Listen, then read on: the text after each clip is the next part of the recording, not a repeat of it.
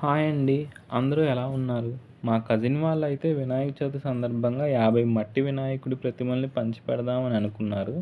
మేము కూడా మట్టి వినాయకుడిని ఎలా చేస్తారో చూద్దామని పంచుతున్న చోటకైతే వెళ్ళాము.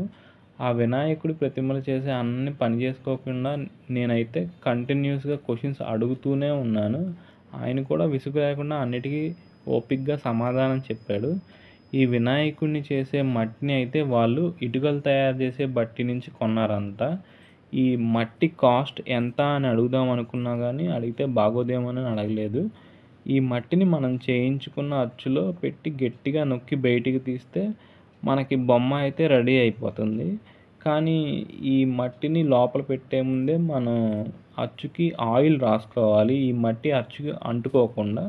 బొమ్మ తయారైనాక ఈయనైతే దాన్ని ఒక దారంతో ఇలా కోసి సెపరేట్ చేసి తీస్తున్నాడు.